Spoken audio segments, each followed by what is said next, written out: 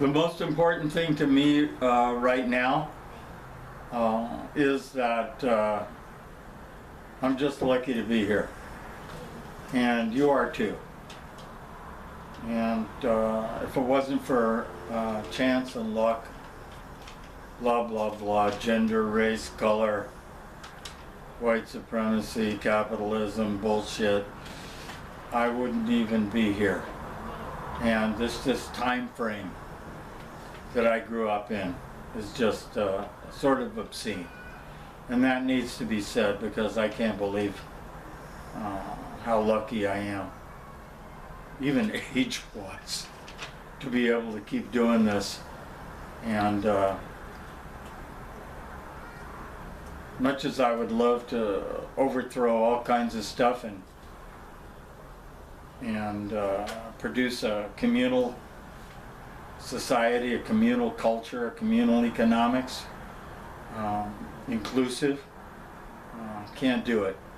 So here we are doing our privileged thing, and that's the way it goes. I'm not going to stop living just because I'm entitled. Nick has some questions. Hi, Nick. Thanks, Bill. How old are you? 78. 78? Yeah. Whew, you look good. Are you? I'm losing my teeth. How often? Chewing is overrated. How often are you still walking and taking pictures out on the street? Well, it depends. I've had a slow period for being on the street now, because I've been doing a lot of homework, and it just naturally happens.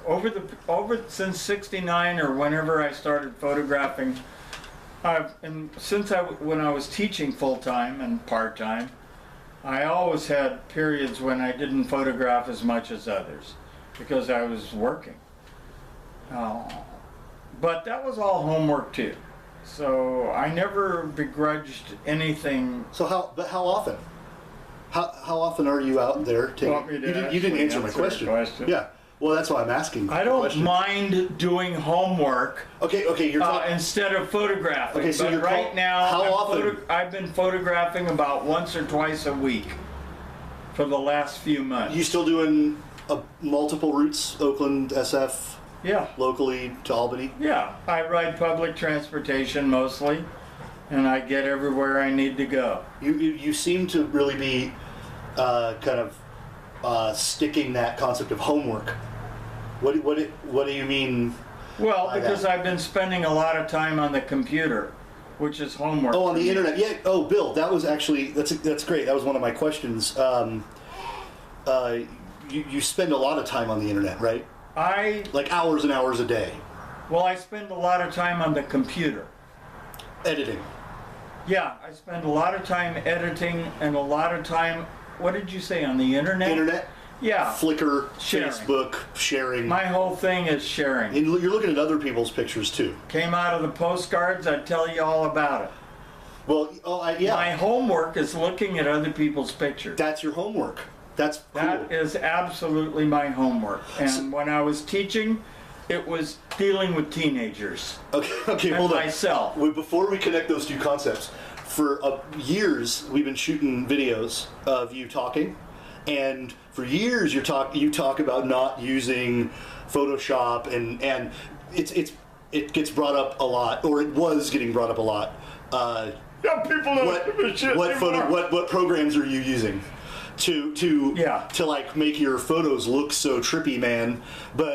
And you would be like, oh, this is just straight still photography. I'm not doing anything. Is that still the case now in 2017? Well, it was always the case at that time within trying to keep with exactly what I could do in a darkroom, color or black and white. Now I use Photoshop Junior. I use Lightroom 5, which is very functional organizing, editing, and tweaking. But it's And by tweaking though. You're talking about brightness, contrast. Yeah, I'm talking and about cropping. shadows, highlights. Yeah, that's I'm not- talking about color intensity, the density, saturation, So you're still not using Photoshop. and I mean, and cropping. Which is but the when people biggest ask thing. that, they think you're like you're cutting other images out, and you're making digital collages. No, I think but- people think. No, but it's fair for people to notice that I am enhancing some things. Except, Well, who is it? Though? performance. But who? Right. but there are people who quibble about how much. Look, let's face it. Lightroom 5 is slider bars. You can go here. Yeah, right. You can go there. Right. However, means that you have to be very careful with the temptations of overdoing slider bars. Well, what I'm trying to do, I'm still evolving for myself what it means to make a picture that I want. And I'm not pretending, never was, that what I saw and what I present as a picture are the same. That's never been an issue for me because everything is, what's the word? Not co-opted, but, the word for taking a picture of appropriated. Yeah, okay. Thanks. Yeah, I you're thought welcome. folks photographed and appropriated faces and trees and bushes and sunsets. Yeah, So that tree's just that sitting didn't there. bother me a bit. Right. I just evolved to do what I do. But as far as the manipulation goes, you have to be very careful when you're using a Photoshop Junior, how far you go. And I have, every time I do a picture and I put it into the program, I'm aware of what I'm changing and what I'm not. Is there anything you're doing in Photoshop Junior that you couldn't have done in a darkroom? I'm not positive because I mostly do color now, but I think that what I'm doing now would have to go to a computer to look like what I'm doing. In other words, I don't think I could have done in the darkroom what I'm doing now. I have the feeling that there's more tweaking going on and there's obviously more potential. Okay. So that's And that's a moral, sometimes it's a moral dilemma for me where I go. But pictorially is where I'm driven. I have to make a picture that doesn't look like it's over tweaked. Can you? Well, what was the connection I said we were going to make between dealing with teenagers and homework thing? and talking to people on Flickr? The homework. Yeah, the homework thing. Oh, well, when I'm on Flickr, Well, wait. Before you talk about what Okay. you actually technically do on Flickr, more of kind of a conceptual thing. right? Do you look at a lot of photography outside of what you see on Flickr? No. So based on Flickr, what do you think is, this is a pretty big question, and just go ahead and just jump right into it anywhere. What do you think is missing, and what do you think is hopeful, if either, in modern photography as you see it on Flickr? Well, I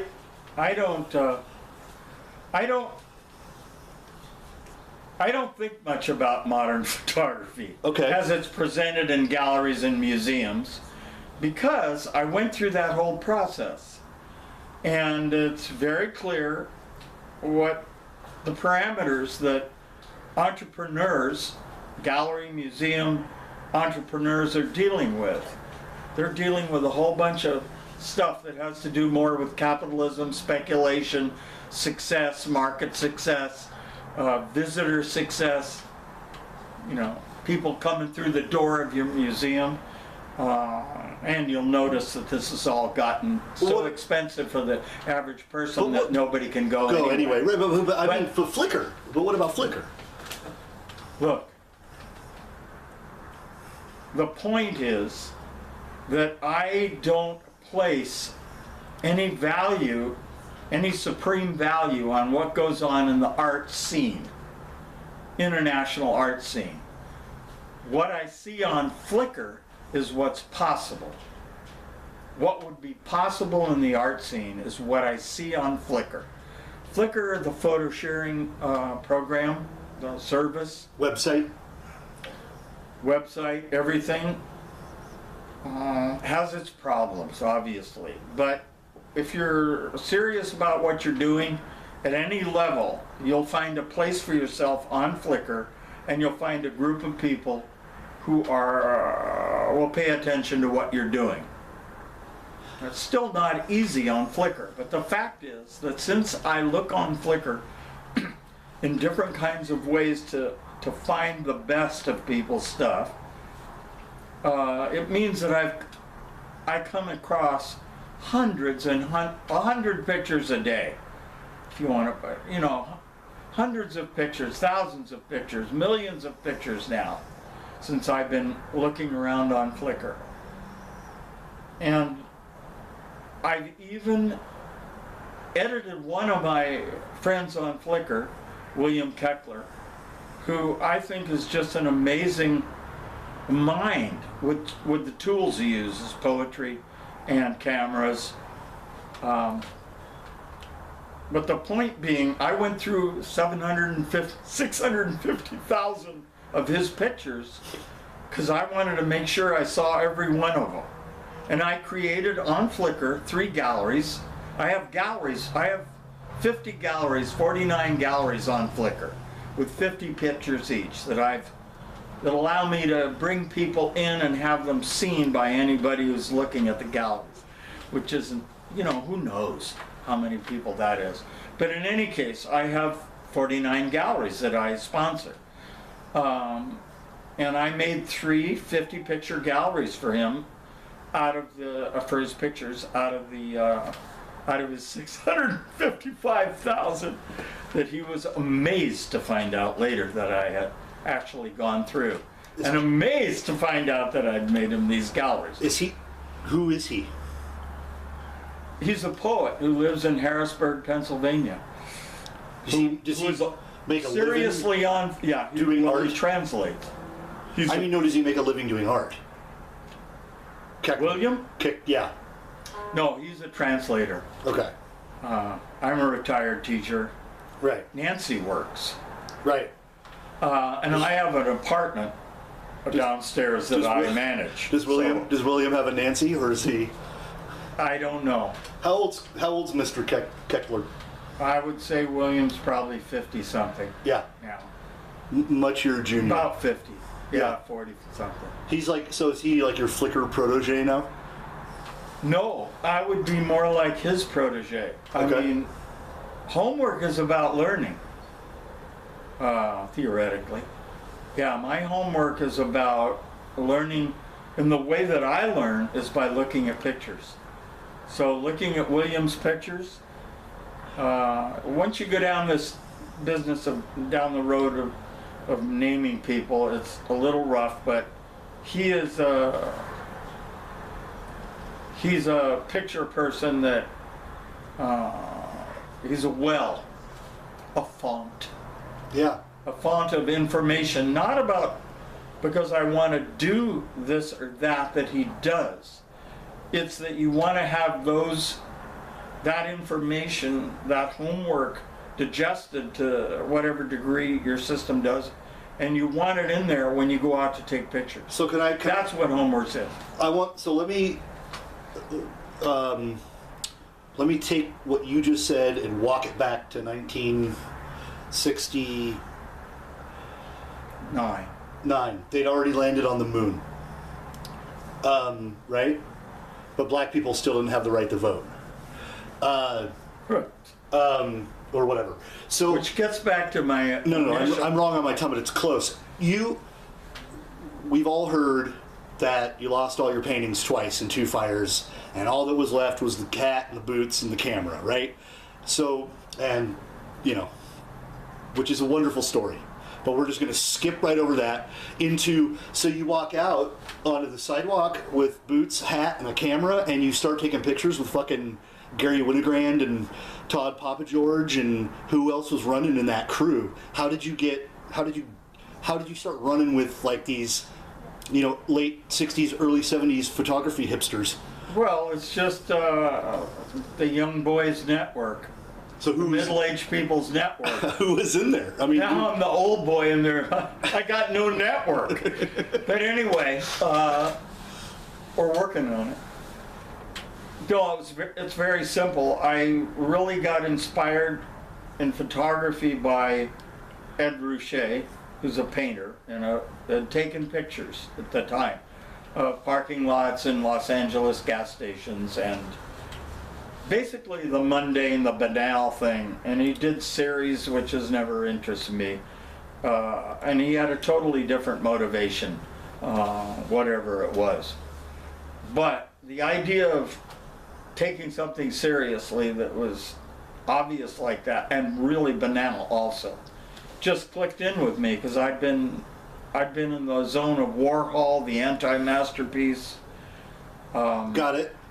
I mean, that milieu was important to me. So I started photographing as a part of being a painter, but it's starting to move out into process art, materials work, environmental sculpture.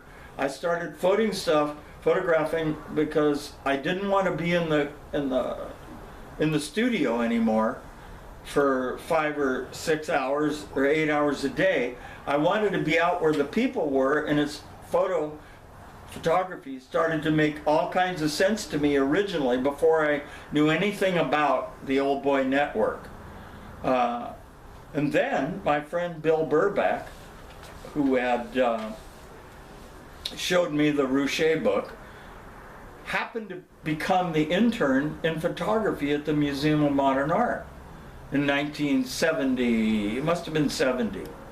And Sharkovsky came out here to the Oakland Museum where he was working, and Bill was the one who gave him a guided tour, and John said, well, why don't you come and be my intern? John was so impressed with Bill's presence. Well, you know Bill and Peter. Bill's wonderful. So Bill Burback came back there and he said... How did you know Bill? I'm sorry. He and I were in getting our master's degree in painting. Both of you? At Cal. I'm sure I knew that. I met him in the master's program because he'd come from wherever he was. I don't even remember. Okay. And his girlfriend at the time. Oh, sorry. His girlfriend at the time? No, his girlfriend at the time, and later he evolved relationships.